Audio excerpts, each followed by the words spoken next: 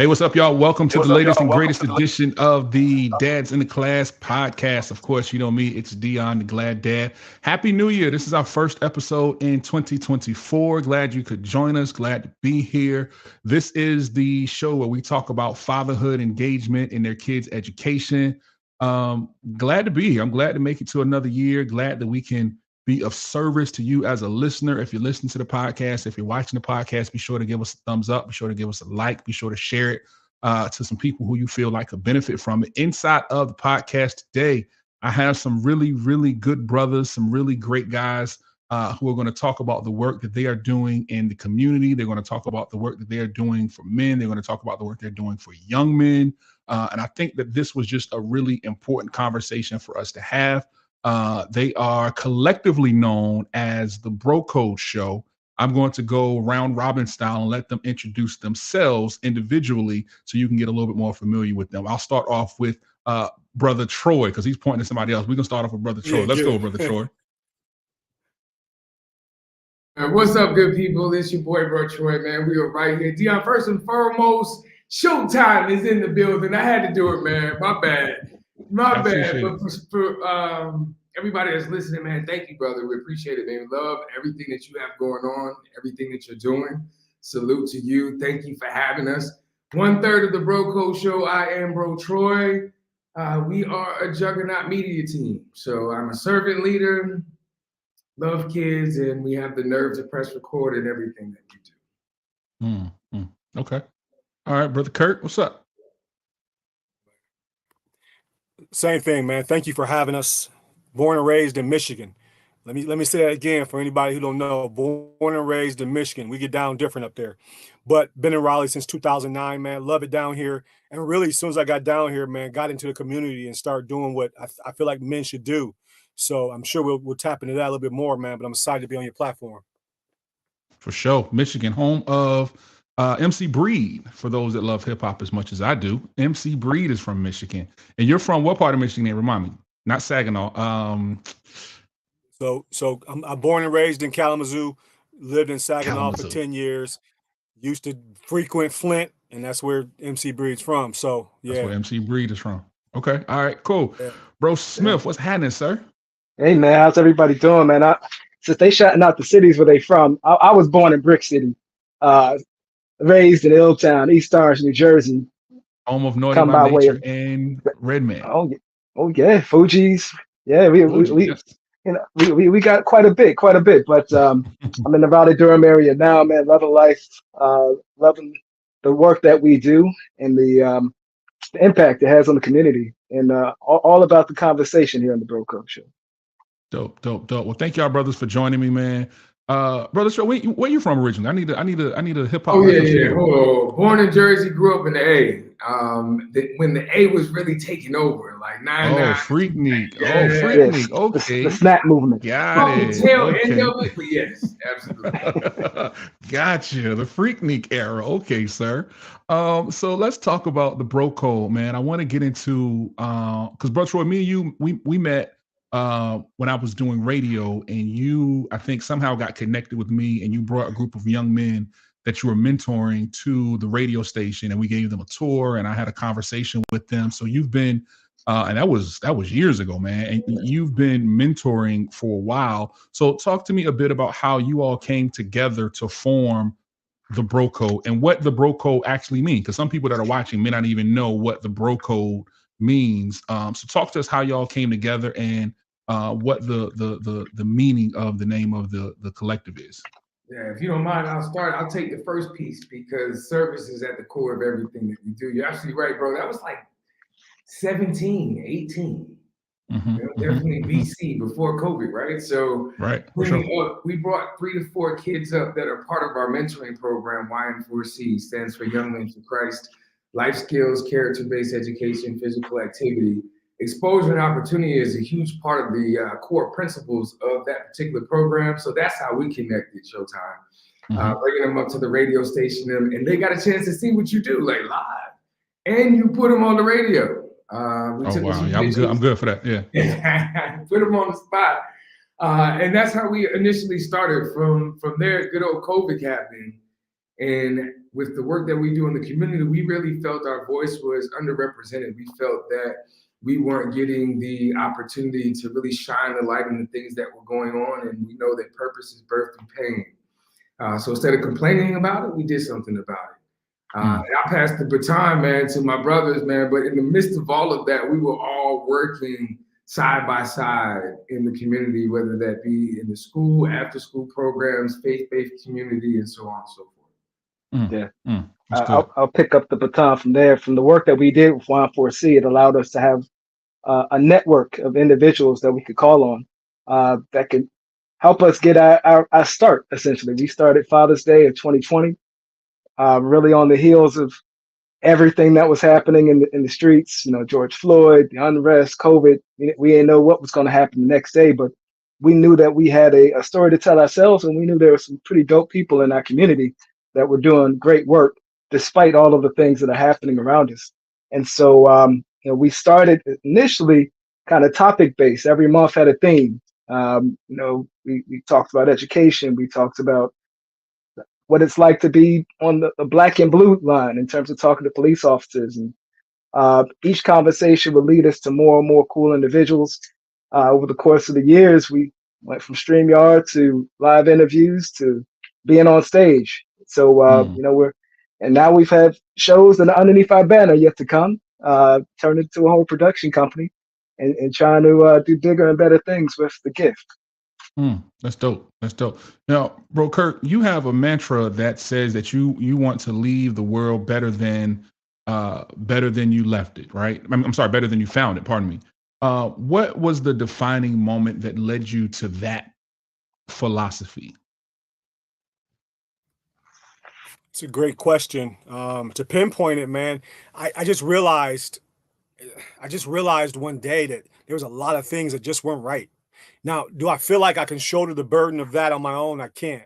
But in my own world, every day I can go in the world and do my best to leave it better than I found it. Whether that's just simply, man, treating people right. I think me and you had that conversation socially where you were out and somebody was treating you bad and you took the high road. And that's really what it's about, man. It's like just doing right by people. And we see so many people that today don't do that, don't keep their word, they're not loyal, and all those things that we were taught as young boys.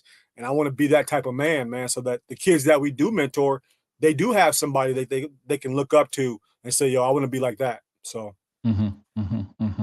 And Troy, you are someone who I think it's 275 pounds that you lost. Is that correct? Am I saying that right? Did I get that right? The fellas be upset about this one because feel free. Now, correct me if I'm wrong. Is 275? Is that the number? Well, that's how much I lost. But if we're taking it all the way back, we're talking about 475. My waist size was the speed limit. So yeah. So in order to do that, in order to lose that amount of weight, right? In order to take control of your health in that manner, it takes a lot of commitment and a lot of discipline, right? What is one way that you preach or that you practice educating our young people on the importance of having control and having discipline? Because we live in a world now where it's, I can do what I want to do. I can say what I want to say. If I want to act out, I can act out because that's my right. But in that lacks, control and discipline a lot of times. And we see it in the classroom, we see it in the communities. But how are you teaching our young people how to have control and discipline amongst themselves? Man, that's a good one, bro. Yeah, it is. That was tough for me as a kid. It really was. It was tough for me as a kid. So really being able to align those same principles with a child, one, takes consistency. Oftentimes the population of kids that we serve are used to people coming in and out of their lives. So really building trust is the first factor. I really believe that's the main nucleus of building any type of relationship. And that comes through consistency, right? Familiarity breeds trust. Two, really doing what you say. I think from the those that we serve now, we've seen that, seeing us, man, we're 4 Black males on one screen talking about positivity. There's a sense, so much of a sense of value in that the work that we do, especially collectively, adds a layer to a child because they don't see that much. You know, they don't see it in their home. They may not see it in their environment. So us being present and showing up, I believe is, and I know is the first layer of that. And then mirroring that behavior. I want to go back just a moment because we didn't answer the question of the code. You know, when we talk about the bro code, man, it's a set of standards and values of which ones we treat ourselves, and that pours into how we treat each other, and then therefore it pours into how we treat others. It's very important, and even from the adults, which are just big kids, we hear quite often, man, that, man, I can tell that y'all love each other, that y'all have a sense of respect for each other when we're in each other's presence. And that's just a reflection of behavior. I believe doing that more often, I've seen in the work that we do, doing that more often is that first step into getting a child to believe into the idea and the possibilities that come with that. You know, why is that valuable? You know, to your point, Dion, they see a lot of things. It just doesn't speak into that space of why those type of behaviors are so valuable. So what am I saying? That means that our work and people that do the work such as we do is so important. Yeah. That's good, man. Bro, JC, let's talk about one of the mantras that you live by, which is live, laugh, and love. That's something that's something that can sometimes be hard to do when you come from situations that don't lend to a lot of laughter, and you come from a situation that doesn't come from a lot of love, where a lot of love isn't present, which a lot of our young people are in those types of situations where they don't know if and why they should live or what their reason is for living. How do you get that message across to today's young Black male who's struggling to find himself, struggling to find his purpose in this world? That's a good question. I think people's worldviews are shaped by what they see, their perspectives. Some of what we do within Y4C is we kind of take them out of their comfort zone, get them into areas that they may not have envisioned themselves being, whether it's farming, whether it's equestrian services, golf, wrestling, things of that nature, and it allows them to be shaped by other young men, other mentors who can pour in a range of different things into them that they may not have seen. For me, my worldview is shaped by seeing the world. I've had the chance to travel to about 18 different countries and counting, and I've seen people through my missionary work and or just my general travels to where you would look at them and say they shouldn't be happy. They're living in a shack. They're living by what we would consider to be meager means, but they're smiling. They're coming home from school ready to dance, ready to party. It doesn't seem as if they are impacted by their circumstance. And so those are some of the stories that I share with our young men and women, for that matter, in regards to, you're only as limited by your imagination in terms of what you can be and how great of a person you can become. And so by continuing to push that message that, hey, life is short, you're given the gift of life, you need to use it. Laugh at your circumstances. If you're not in the place that you want to be, enjoy this space now as much as it might be tough, because the next day it's going to come up, the sun's going to shine, and your time is going to come in regards to ultimately becoming who you want to be as a man.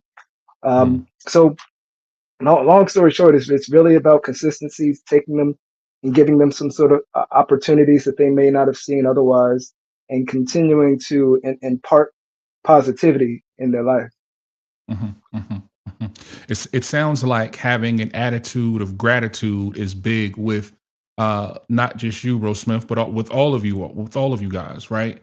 COVID hit. Troy, you talked about that in 2020. And at times it was hard to find things to be thankful for some folks, right? One of those things that we have seen that has been an impact of COVID, you all going to the schools, I have done some work in the schools, is things like learning loss and the way that attitudes have shifted towards education since COVID, right? And as fathers and as men, it's oftentimes up to us to take our kids' education in our own hands and be sure that they get the things that they need and they have the resources that they need, even when they don't get it from school. So I want to ask you all, what is the biggest lesson that you all took from the pandemic that you have now moved into your work, whether it be with mentorship, whether it be with dealing with fathers, whether it be with educating, helping to educate young people? What's the biggest lesson that you took from COVID, and how are you using it now? We can start with you, bro, Troy. Look, man, Kirk, you didn't say nothing in about 5 minutes, man. So I'm Kirk, he thinking. He was in deep thought. He was in deep thought. I didn't want to go to him because I didn't want to interrupt his thoughts. Okay, Troy. So COVID was difficult. It was. I'm a goer. I like to move and shake and go places. I get a lot of who I am in spaces, and it caused me to slow down like it did everybody else. But then I saw the value of rest, of being still, and this is one of the biggest things as we get this conversation going. Everything that we're going to talk about is centered on the man himself. So I can't be a great father unless I'm a great man.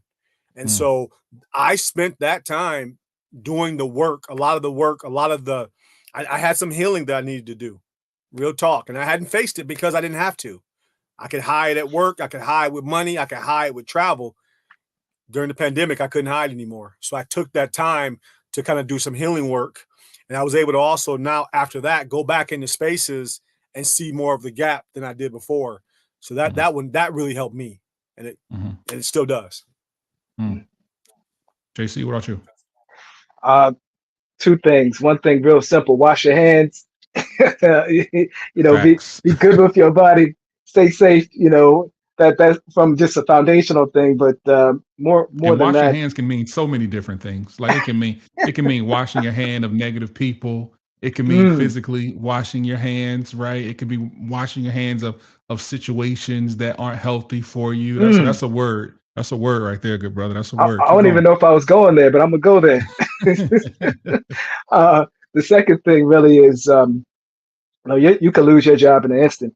So you need to find ways to supplement your income and or create new sources of income. I was lucky; I didn't lose my job. I worked for a great company that took care of us despite. But I started a few different little side hustles from, bought my third home, started doing Verbo, B&B, started a vending machine company, work that we do with the Bro Code show, started messing with some different investments. So it was a great time and a bad time all at the same time, just in terms of the mentality that you have to keep yourself in. But I learned you and others could lose your job real fast, and not every company is going to be there to kind of support you through that. And that's why the pivot is important, right? I tell everybody I lost my job in radio just from a phone call. I worked in radio for 20 years. Bro called me up and said, this COVID thing, we're a little scared, so we're gonna go ahead and let you go. I've been in the company for 10 years. I worked in radio for 20. They didn't blink an eye, right? But I had to learn how to pivot. And I think that for me, I learned how to pivot and how to shift in the blink of an eye, because no matter what, this mortgage got to get paid, right? That's right. No matter what, these kids got to eat, right? No matter what, these lights got to stay on. So I had to figure it out. Bro Troy, what about you? Lessons from COVID? Man, same for me is don't wait. I am thankful that COVID stretched us in a way that had it didn't happen, we probably wouldn't be having a conversation in the manner that we're having a conversation now. because a lot of the things that we're talking about now were on the back burner because we were so involved in so many other things, where though we weren't prepared, nobody was, right? Though we weren't prepared, it put us in a space where we had to do something and figure it out. You used the word pivot. Man, I don't know anything great that doesn't come from uncomfortable situations, and that's what happened, right? We were made to be uncomfortable, and from that space of uncomfortability, birthed something that we didn't know was going to be designed into what we're doing today. But as I look back, I'm thankful that happened, because if it didn't, again, we may not be having this conversation on this level, man. So learning to embrace uncomfortable situations. That's good. And really how that can be a positive, right? We talk about change being a necessary thing, but we had to live that in real time. And if you're watching, if you're listening, feel free to drop some comments, drop some questions in the comment section. Also, be sure that you like, share, and subscribe to however it is that you're getting this content, because this is a great conversation. Bro Kirk, you talked about healing in your last response, so I want to dive in, because healing and mental health is one of the things that we as a community seem to not want to discuss. It's one of those things that we seem to not want to bring to light. I was having a conversation with my daughter. She's a psychology major, and she didn't understand how her university, she's attending an HBCU, how the university that she attends doesn't really put much weight into the psychology department. They don't really give the same resources to the psychology department that they give to the other departments. And money is really what it boils down to. So I had to tell her that, psychology for Black folks is something that really we just started getting involved in the last 20 years. 25 years ago, 30 years ago, you weren't seeing a lot of us seeking therapy. You weren't seeing a lot of us talking and investing in our mental health. So now that we have this opportunity, Bro Kirk, and I speak openly about my mental health journey, I speak openly about going to therapy and having ADHD and depression and anxiety and all of those things. I want you to talk about what healing looks like on a micro level, because I think we need to address these things on a one-on-one basis, because we all have, let's say, a family member who we know is struggling with mental health, but we may not know how to get them the help they need. And we may not know how to get them to a place where they can be receptive to that. So what does healing look like for individuals who are struggling with their mental health? Yeah, so what I thought it looked like was I could just go to church and I could That's pray what they teach out. us. Yeah, that's what they taught us. Pray it out. And while prayer is powerful, there's some things that's in our bodies that you just can't pray out, that you need some other things. So for me, I can only speak for me, I would have been the same guy that therapy was not happening. I'm not going to talk to anybody about anything. We don't talk about what happens with us, either inside or at home or in general. In the neighborhood, we don't talk about those things. And I'll take you back really quick on the story. 1981, went to a high school basketball game. I am 7. It's a rivalry game. We get home, and we were with 4 men. And one of the men, when we got the car, his neighbor came up. He must have broken into his neighbor's home, but the neighbor came up with a gun, put in his face, and started pistol whipping him. Now, I'm 8 years old. I'm not really thinking that that's going to stick with me, but it did. And that wasn't the only type of violence or things I saw in my neighborhood. I didn't really realize how much of a stamp that negativity had on me and my mental health until I was a grown man. And I'm like, yo, why am I feeling this way? And so when you talk about therapy, first of all, there's no shit. It's just health. Mental health is just health, like the dentist, the doctor. It's all the same. It's a part of our body. And so I think the biggest thing, man, is having the conversations as men, especially. Like, yo, I'm okay with not being okay. And if there's something wrong, I'm gonna tell my brothers, like, yo, something's not right, man. Why am I feeling this way? Or whoever that person is, that's a safe space. But for me, it's been therapy. It's been journaling, man. I really, it's workouts. It's quiet time. It's just things that most of it's centered where I can be by myself and I can be with my thoughts. Now, past that, the therapy has been an amazing tool. And there's so many things that I didn't know about my nervous system, how to regulate, how important breath work is. And these are things, again, we don't talk about around the way. We don't talk about this stuff. So I think as men, we have to talk about it more, especially if we have families, because they're going to be they're reliant on us. And not only that, some of them are going through similar things because some of it's passed down. So mental health is not something I play with, and I think it's something that needs to be a normalized conversation. And we do see it happening, but not enough. Bro, Troy, as someone who has been in the mentoring space for a while, I want you to talk about how that undealt with trauma shows up in our young people. Because as parents, we don't always want to come head on with the fact that our children need help, that our children have trauma that they're dealing with. And then we want to, like Kirk said, we want to try to pray it away.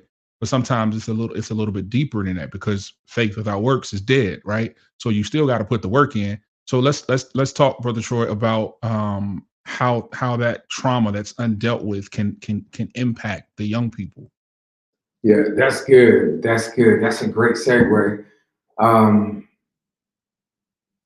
43 and I still have multiple mentors because that space never ceases. Why? Because we're always evolving. One of my mentors says that neglected issues have babies, meaning that if we never acknowledge and start to take resumes and start to reflect on the things that we do, will never change, right? So change is acknowledged, or change is initiated when change is acknowledged. We have to acknowledge that there's a necessary to move forward. For me, I know that there's always been a space where I had to reflect on what happened with me and my childhood traumas. The work that we do now allows us to acknowledge that because we see it over and over again in the children that we serve. The beauty part about us doing the work to try to get better in that space is that we understand, we can empathize, we can meet them right there where they're at, because the process of evolving into a better man doesn't stop. You know, the only difference is that these kids have access to a whole lot more information than we had, because they can speak into the air and get information. Now, we know all that information is not true. Right? It's not all real. So really being able to, which speaks even more of the need for the work that we do, because we have to help them navigate through that. It's encouraging to hear your daughter taking on that type of responsibility, because we know we're underrepresented in that space. So the mere fact that she wanted to take on that type of responsibility, man, that speaks volume. One of our greatest weapons is our voice. So that's where we educate our children, understanding just how powerful they really are. You know, the gifts, talents, and anointings that we have, man. So yeah, I'm glad that we can be a voice in that space. Yeah.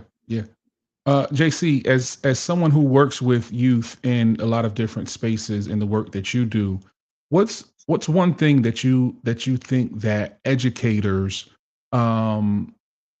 misconstrue about our young people? What did they get wrong? My sister has been in education for, I won't date her just in case she watches this, but she's been in it for a long time at multiple different levels. And I think from hearing her stories and from seeing it from different viewpoints myself, I think educators dismiss children's, we'll say, lack of focus or lack of interest sometimes as if they just don't care, as opposed to finding out what that spark is, to where they can care, or can care more and show it more readily in the works that they do and the progress that they make in doing so. That takes time. That takes some honest conversations. That takes relationship building.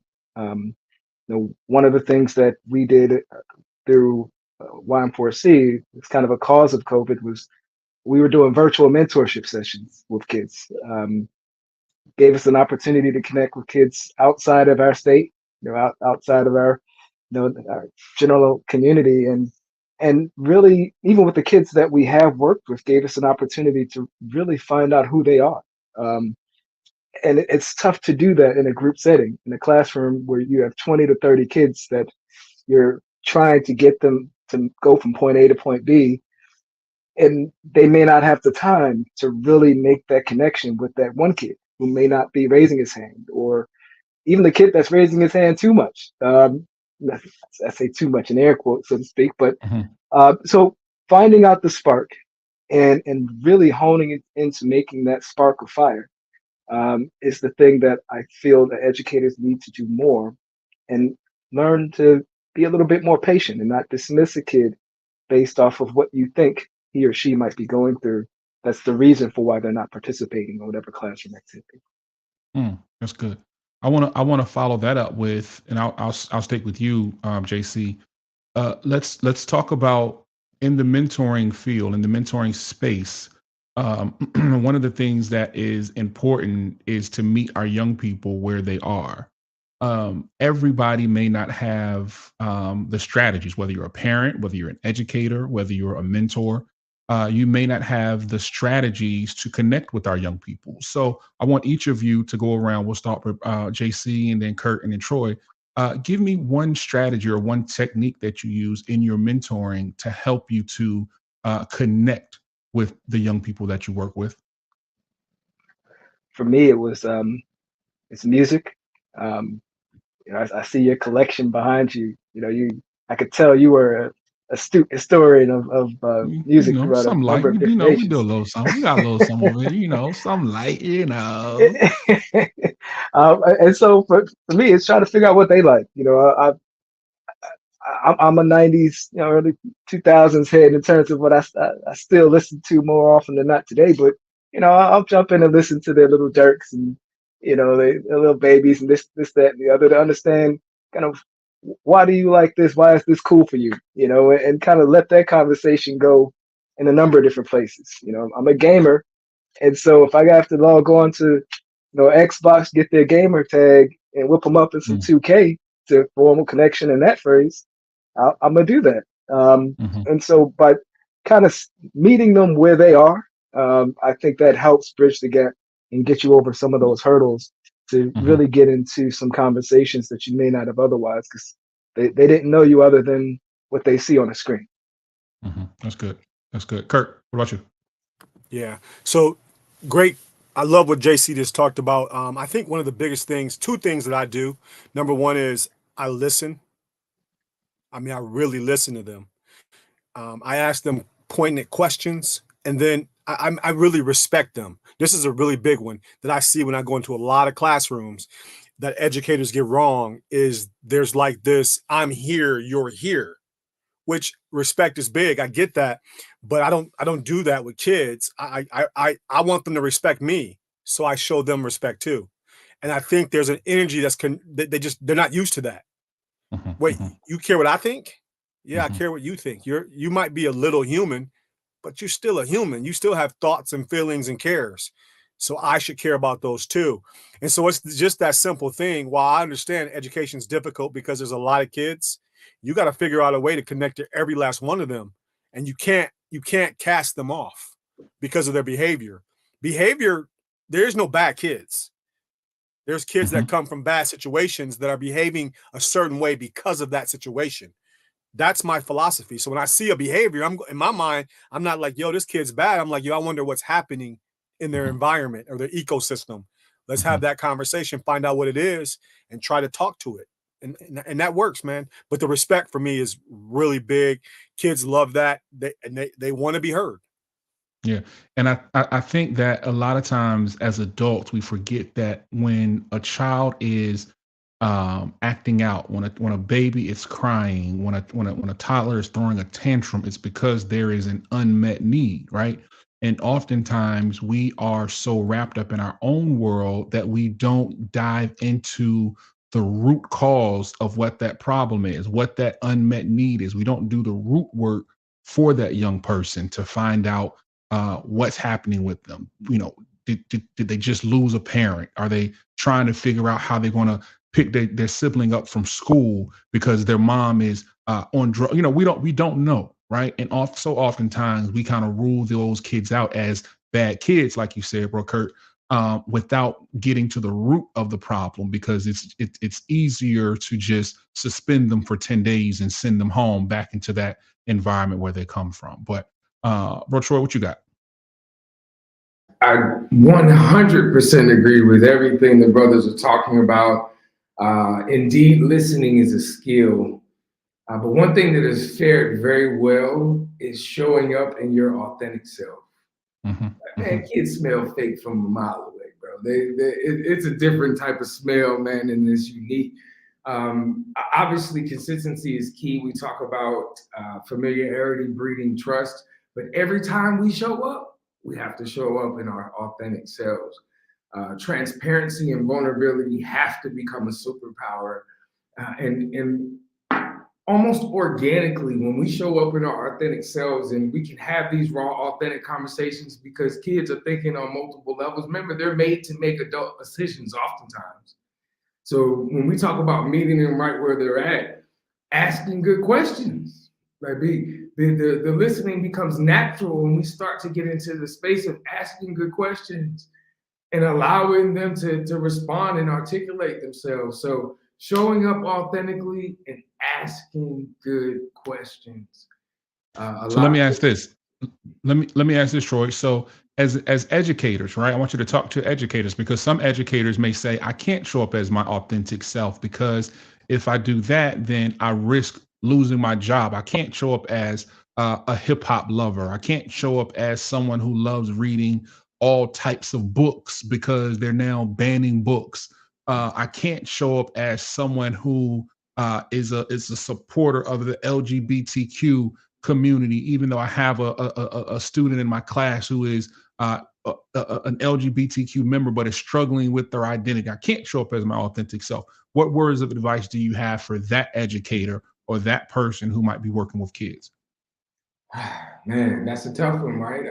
As we evolve as a community, and as we continue to evolve as this word called an ecosystem, I would dare you to challenge the status quo. I know that's easier said than done. But at the same time, we challenge those that intern with us through sociology, psychology, and also social work. In understanding that words matter, we call them change agents. We challenge them to define what that means to them, and they have to write that down. And then we also challenge them to say, okay, well, what type of behaviors would you model to implement that type of feeling? So I think in all levels, we have to challenge ourselves, also challenge those that are calling on these type of behaviors, that are making these bans. Our children are forever going to need an example. And again, our voice is our most powerful weapon. I think if anything that we truly want to implement, we'll find a way to implement. If there is something that wants to be done in the space of education, from my experience in working in the school system, every one of the schools is its different ecosystem. So, find a way. And if you can't find a way, make a way.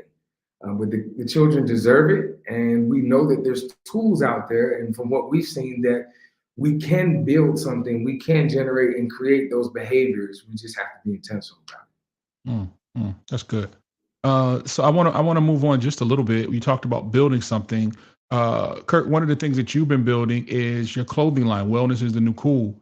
Let's talk a little bit about that, about how you got started with that, and how it speaks to your message of healing, and how it kind of resonates with folks who may not know the importance of health and wellness.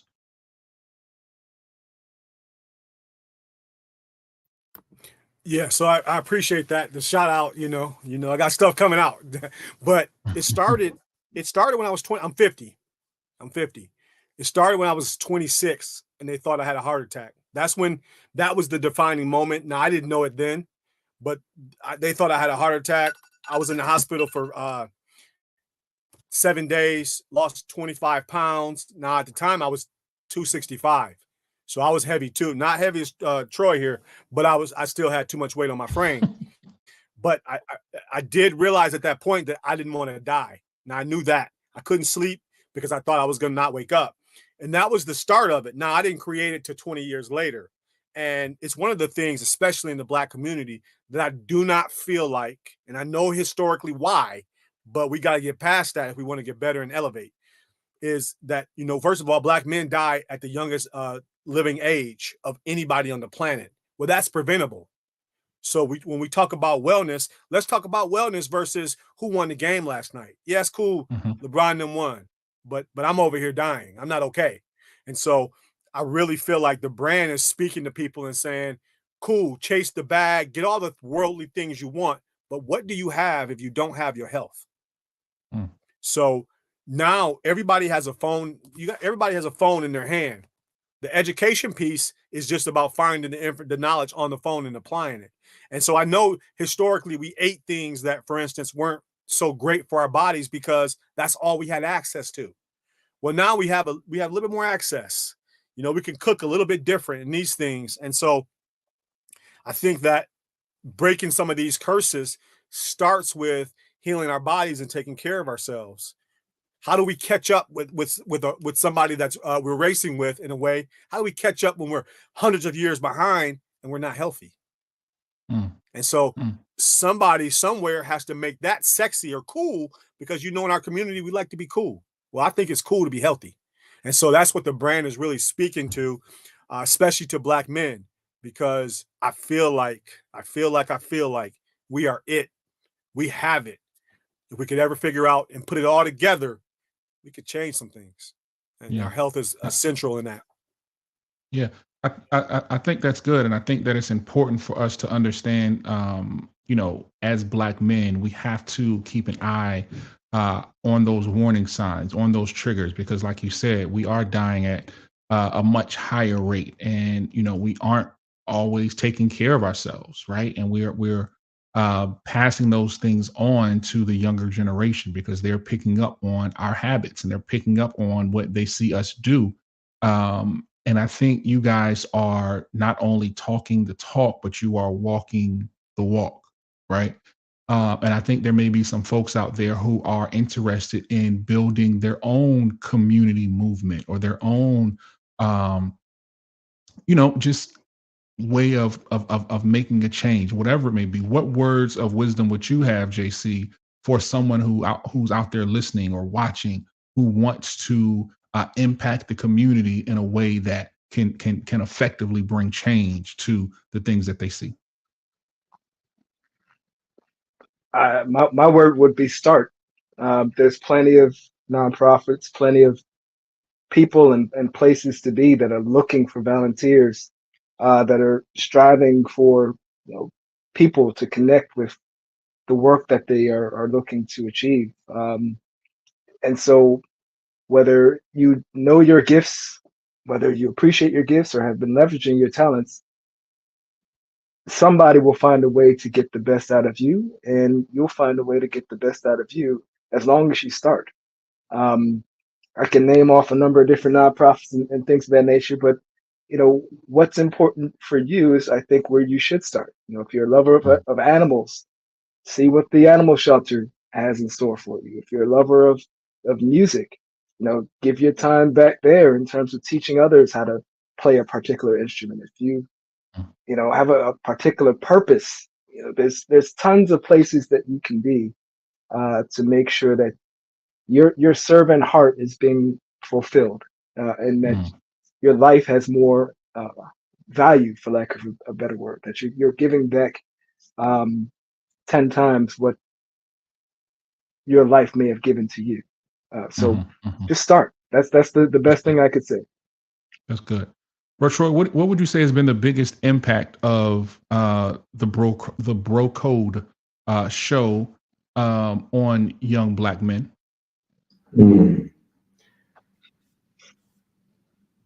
Our platform initially started with wanting to amplify our own voice, but at the core of everything that we do is service, service towards others. When we were able to continue to work down that path, the world of possibilities opened up in many different avenues, whether from in front of the camera standpoint, now being able to use the resources, the knowledge, and the ways to connect, to hear their voice and how it's impacted them and dare to press record.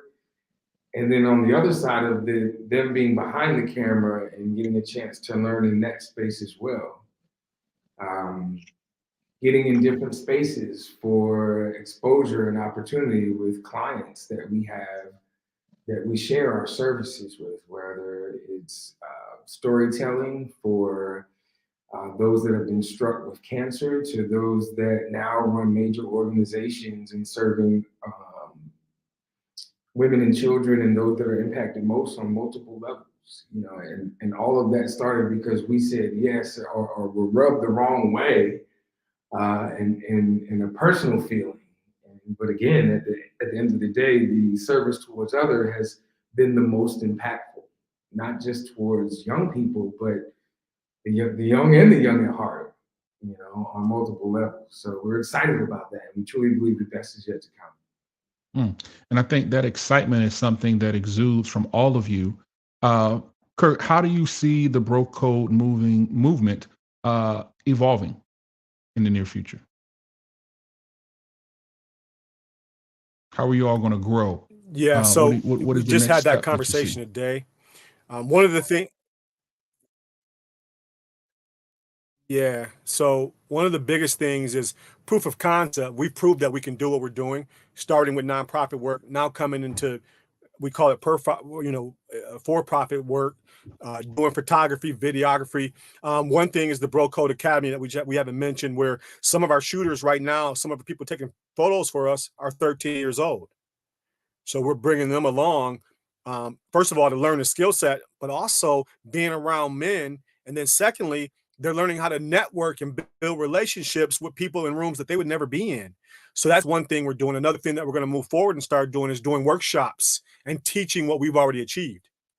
Because there's a lot of people, for instance, that want to do a podcast, and they don't know where to start. They don't know what to do. It seems overwhelming. Well, we've done it 175 times. We could probably help out with that. So those are going to be some of the things we do. Yeah, sure. Exactly. So that's that's that's it. We're gonna continue to film, man, and we want our own studio. That's dope. In turn, you talked about the importance of men, and JC, I want to ask you. Let's move on a little bit to the importance of men in education, because of course, as you know, the podcast is Dads in the Class. What would you say is one of the most important reasons that fathers should be engaged in their child's education? And I say this from the perspective of I just had a little boy about 16 months ago. Congratulations. So, I hope you get some sleep. It's getting a little bit better. But I could speak from the perspective, my father was very involved in my education, asking tons of questions, every day that I came back home. What did I learn? Show me. Let's do it together. That's the type of father that I feel I want to be as well. Go into class with them, meeting his peers, embarrassing them as much as I can at different moments, but but more so being involved in the lessons learned and seeing how he grows with the knowledge that he's taking in from not just school but life in general. I grew up in an age where I didn't have a cell phone. I came home and I didn't have cable, and so I was in a book more often than not. And by opening those books and learning through the pages, that shaped who I was. And so I want to take that same sort of perspective as much as I possibly can to limit his exposure to technology in a way to where he can focus in on reading, writing, learning through the page just the same way I do. And I want to make sure I know his teachers as well, so that we can hold each other accountable in terms of the work that they're asking him to do in the classroom and the work that I'm asking him to do in the house. That's good. That's good. What advice would you have? I want to stick with you, JC. What advice would you have as someone who just had a child at 16 months? What advice would you have for the father out there who is expecting to have a child in the coming months, or in the coming weeks, or in the coming days? What words of wisdom do you have for that father who is expecting his first child? I would say get your sleep now, because it's going to be rocky those those first few months. But I would also say engage your community, man. Having a child is expensive, and so. But with that being said, there's plenty of other individuals that just had kids around you that are looking to offload toys, books, clothes. There's tons of good nonprofits out there that can ease that burden of at least that financial burden, that are just waiting for people to come through so that they can give them formula, they can give them these clothes, they can give them these toys. So I would say to that young father, hey, there's plenty of resources around you, whether it's family, friends, or the support system in the community. Go find it. You don't have to buy everything yourself. You don't have to know everything yourself. There's resources that are abundant. It's just a matter of clicking the right button to find it, making the right phone call and talking to the right person. That's good. You talk about community, right? And one of the things that we often hear is that the village no longer exists. And I want to push back on that, because I've seen the work that you all do. I've had people who have come to me about mentoring single mothers, for example, who are looking for mentors to their sons. And I say, hold up, my man over here, Troy, he got a program. You can go over here, see him, he'll hook you up. And Troy has accepted those young men with open arms into young men for Christ, right? So what does community look like now, in an age where you can't whip your neighbor's children like you could back in the day, right? When people say the village that's really what they're talking about. Like, you can't whip people's children no more. I used to go down to Miss Anna Mae. Whenever I got a line, she would slap me across. You can't do that no more, sis. Like, that's not a thing, right? So what does community look like now, bro Troy, in 2024? Because like, them old ways ain't gonna cut it, right? That old village is gone. There's a new village in town, but I want you to tell me what that village looks like. Oh man, that is funny to me. Yeah. Just say it. Like, you're absolutely right, though, man. You know what's missing in the world? I'm about to cuss at y'all. You ready?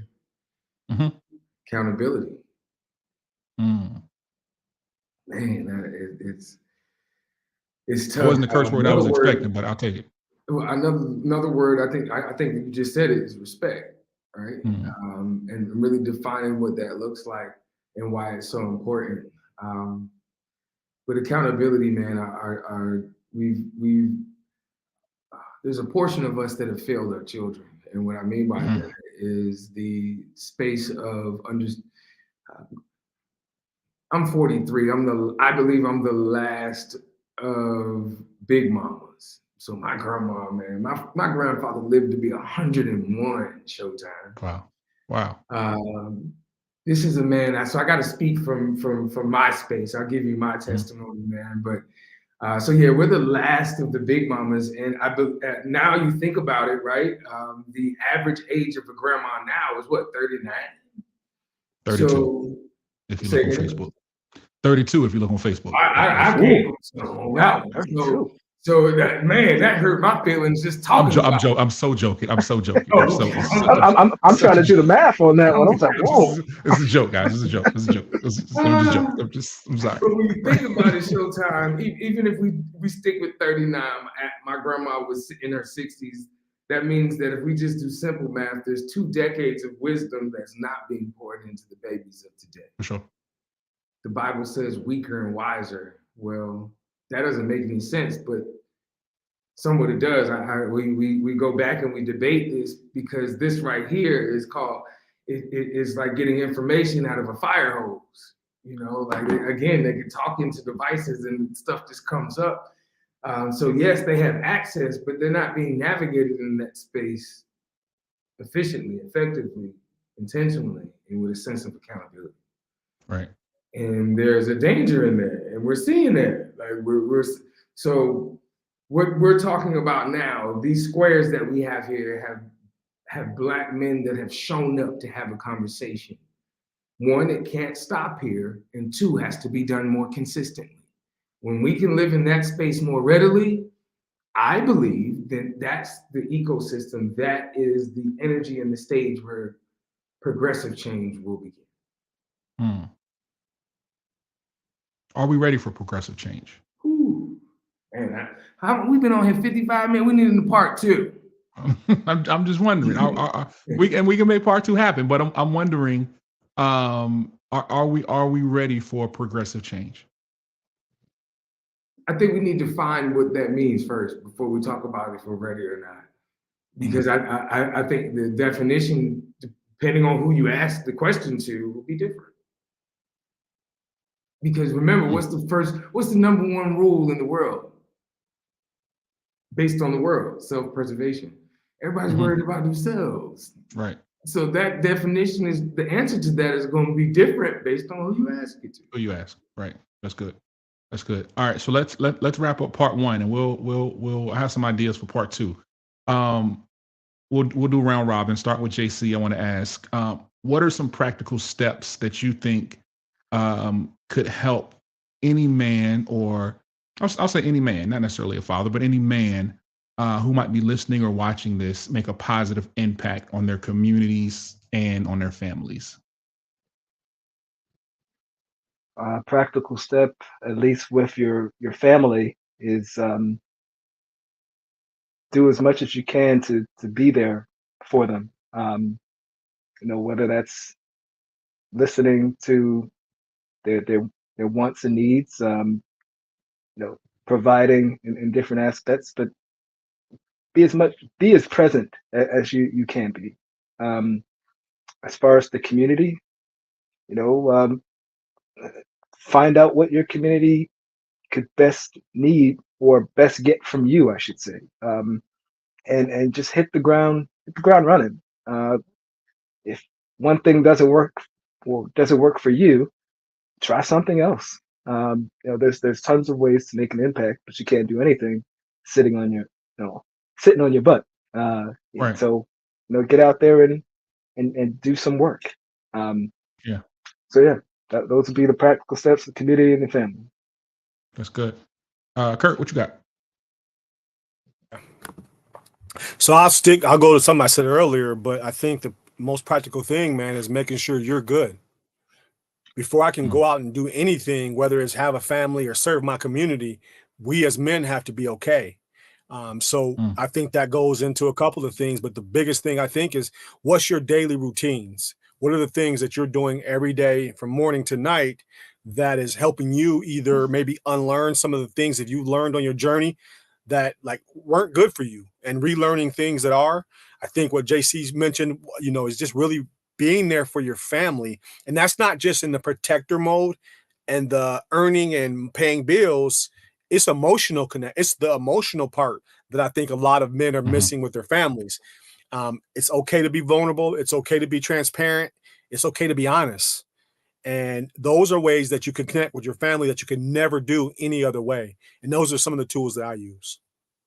Yeah. Can't pour from an empty cup. Troy, close us out.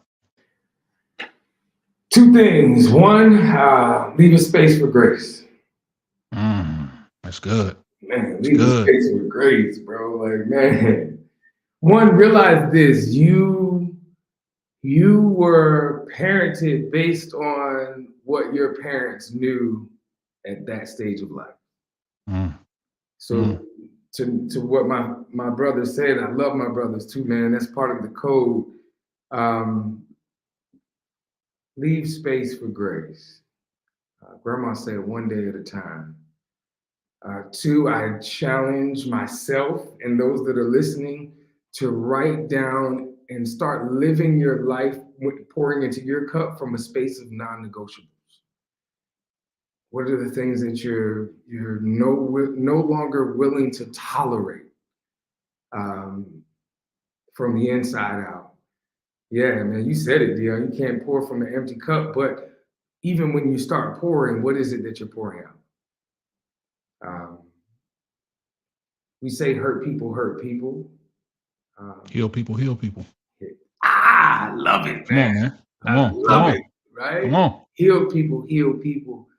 So yeah, man, leave space for grace, which allows you to connect with that inner child that may be living from those childhood, those ACEs, right? Those childhood experiences, and then write down non-negotiables. Start living your life from that space of I am no longer going to deal with, I am no longer going to commit to,